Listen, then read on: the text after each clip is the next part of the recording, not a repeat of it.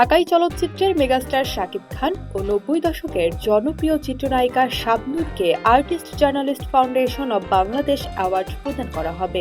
সংগঠনটির ১৮ বছর পূর্তি উপলক্ষে আয়োজিত অ্যাওয়ার্ড অনুষ্ঠানে এবছর শাকিব খানকে শ্রেষ্ঠ নায়কের সম্মাননা ও শাবনূরকে বিশেষ সম্মাননা দেওয়া হবে।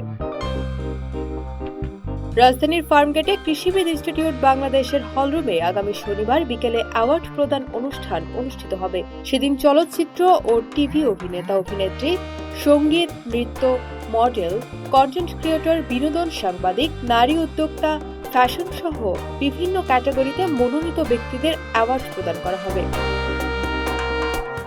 এজেএফবি সভাপতি ফারুক হোসেন মজুমদার জানান, এবছর মেগাস্টার শাকিব খানকে শ্রেষ্ঠ নায়ক ও শাবনূরকে বিশেষ সম্মাননা প্রদান করা হবে। পাশাপাশি সেরা নায়ক হিসেবে চিত্রনায়ক নীরব, চলচ্চিত্রে চিত্রনায়িকা শবনম বুবলী, চিত্রনায়িকা নুসরাত ফারিয়া, চিত্রনায়ক সজল, চিত্রনায়ক সিয়াম, অভিনেতা শিবা শানু, টিভি অভিনেত্রী সাদিয়া জাহান প্রভা, সামিরা খান মাহি, তানজিন তিশা, কণ্ঠশিল্পী আসিফ আকবর, বেলাল খান, মনসুর, ইথুন বাবু, এসআই সুমন, সুমি শবনম, আতিয়া আনিসাকে ইতিমধ্যে মনোনীত করা হয়েছে। প্রসঙ্গত, এজেএফবি প্রতি বছর অ্যাওয়ার্ড প্রদান অনুষ্ঠানের আয়োজন করে আসছে।